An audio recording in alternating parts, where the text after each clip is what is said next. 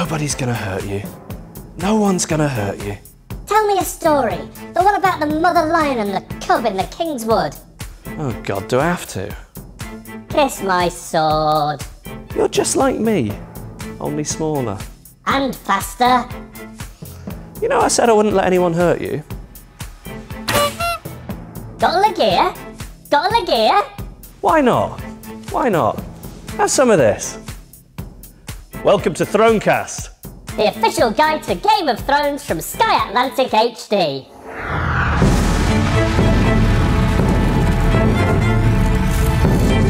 So we just watched episode 9, Blackwater. Wow. Wow. I'm having difficulty moving my jaw up and down. It's just open the whole time. Surely that is what John Logie Baird had in mind when he invented television. This Thronecast thing, less so. Anyway, we can't do justice to an episode like that, but we're gonna try. Annabelle is here and she's gonna be bringing us some Game of Thrones superfans to prove how completely in love with the programme they are. Also, to help us fan the flames of any details that we don't yet understand, we've got Elio and Linda from Westeros.org. And the man's so good, we did the same joke about him twice. It's Hodor. Kristian Nairn joins us live from wherever he is. Now, we've got beautiful women and good brown ale. Plenty for everyone.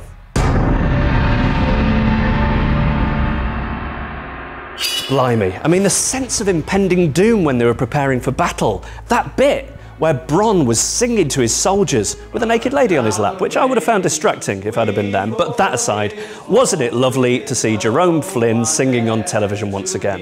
Yeah? Would it have been too much to ask, though, to cast Robson Green as one of those soldiers and then gone for the full Robson and Jerome reunion? Now, if you're an overseas viewer, or perhaps a young viewer, just need to explain that over here, Jerome, who plays Bronn, is best known for being part of a terrible, vapid, middle-of-the-road singing double act called Robson and Jerome. And there was that bit, of course, where he was explaining to the prostitute how he broke his nose. In real life, it was people attacking him because of his god-awful records. And a tense time for Tyrion too.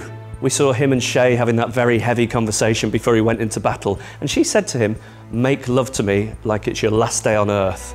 And that's always been my motto. That's how I make love, sobbing hysterically, crying out for my mum. Please let me see my mum's face one last time. Stannis' invasion, of course, thwarted. And is it any wonder, did you see the angle at which he was getting his men to put those ladders up against the walls of King's Landing? Oh, that'd never get past the health and safety. And of course, the big sort of jaw-dropping moment of this week's episode was the wildfire. I mean, it was like wildfire. And we saw that boat drifting out into the Blackwater, releasing green slime as it went. I shed a tear for the environment of Westeros. I hope next week's episode isn't just Varys mopping green slime off seagulls.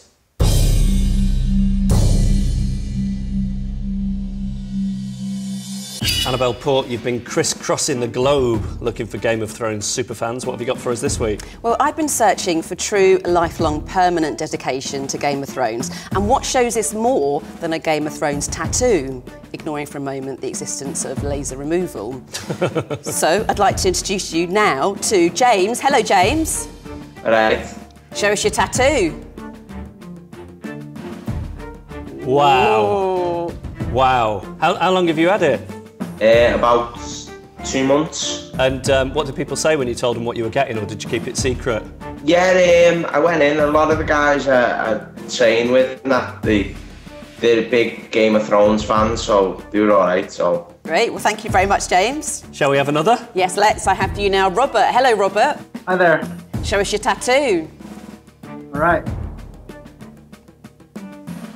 Wow. How long have you had that? It's actually been 2 weeks. It's a really new tattoo, so... Is it still a bit crusty?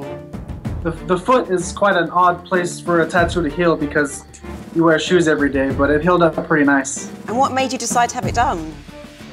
Late last year, I saw season 1 and that prompted me to get the books, and I've been obsessed ever since. That's great. Thank you very much, Robert. And you've got another one for us. Yes, finally, I have Clive. Hello, Clive. Hey guys, Show us your tattoo.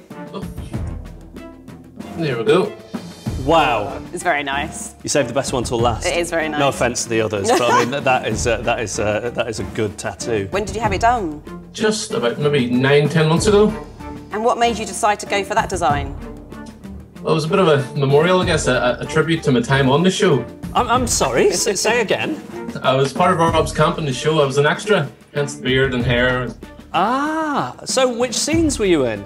Some blinking you'll miss it. I was just a beard and a sea of facial hair, but episodes 1, 3, 4, 6 and 7. Was it a laugh on set? Oh, it was brilliant, yeah.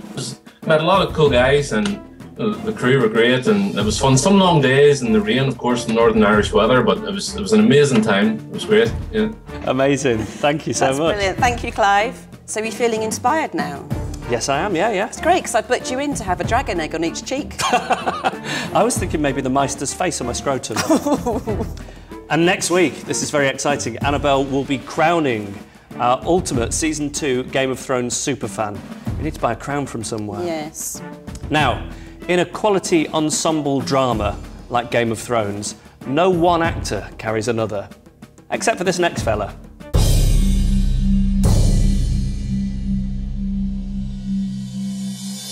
Kristian, welcome. Hey, how are you? I'm all right. Now, I can't see you, but I can hear you. Where are you talking to us from at the moment?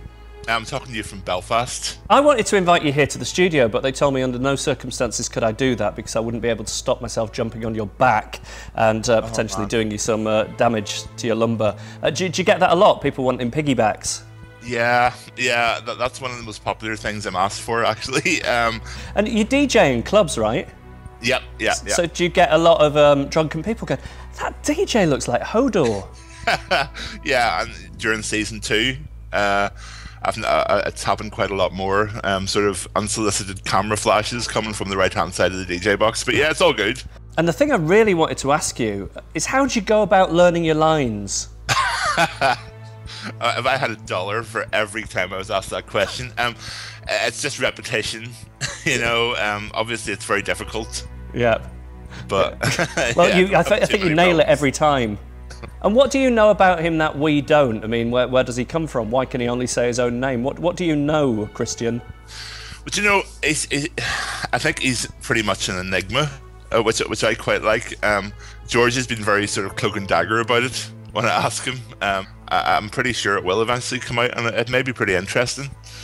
And we had Isaac in here the other week who plays Bran. Yeah. Now, he's definitely getting bigger. Does that prospect terrify you? Yes. It's the subject of many a lively debate with his mother. Like what on earth is she feeding him? Talking of growing bigger, are you really that big? Because like we can't see you now, and I suspect foul play. Do they enhance you? Do they make you look taller than you actually are? You mean have I been Hagrided? Yeah. No, are you wearing lifts? No, I'm not. No, I'm like just off 7 foot tall. You're enormous then. And again, while we're on the subject, we had Natalia Tenner in here a while ago, and she said that infamous naked scene yes, where we saw you in the Godswood last year, she said that was a prosthetic appendage. It was, yes. What is wrong with you? If that was me, I would be saying, no, all mine. If anything, it looked a bit smaller on screen. Some little birds have told me about a red priestess who is using her dark arts to hold sway over an honourable but misguided warrior. Is she in control of him, or is he acting of his own volition?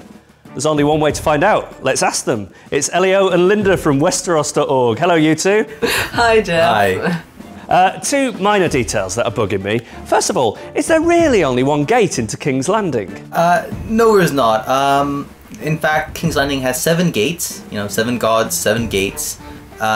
These gates are named, they all have names. There's the Dragon Gate, the Iron Gate, the Gate of the Gods, the Lion Gate, the Old Gate, and the Iron Gate. And also there's 2 other gates. There's the River Gate, that's the official name of the Mud Gate.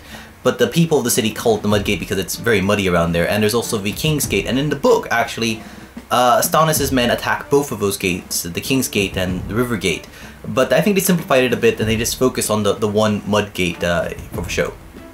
Speaking of Stannis, how come he had so many ships? So Davos, we saw him do a deal a while ago with the pirate Salador Sand, but surely it's not that many ships.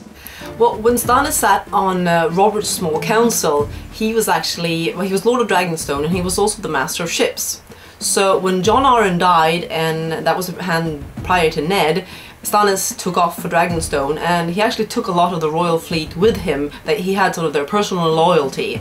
So now the city is basically being attacked by a large portion of the former royal fleet. Right, I see. Now, Elio, Linda, I'm a bit worried about Sir Davos. We saw his ship go bang. Do you think that is the last we're going to see of him? Well, it certainly doesn't look good, does it? All that wildfire and the explosions and everything. And like a very bleak episode in some ways, but full of music. We heard Sansa singing something that sounded like a hymn. What was that? Now that was, it was a hymn, and it's also a sign that sort of how the faith of the Seven is very much modeled a bit by sort of the Christianity and the Christian church. So it's a hymn to the mother, one of the aspects of the Seven, and she's sort of seen as the source of mercy. And what was that other song that we heard Bronn singing, serenading to both his men and a prostitute? What was that? Right, the little song about the lions there. Well, it is a song commemorating an event from Tywin's youth, in fact, when he was proving himself. And that was the same song we heard again at the end, wasn't it? Yes, it was. You know, I think, and you know, I know a little bit about the music industry. I think there is scope for a Game of Thrones cover versions compilation album, and I see you two as being the people to sing it. You could be like the Jay-Z and Beyonce of Westeros. That would be quite terrifying, I think. Yes, you'd want to hear us sing about as much as Rob would want to hear Talisa play the harp. Elio, Linda, see you next week.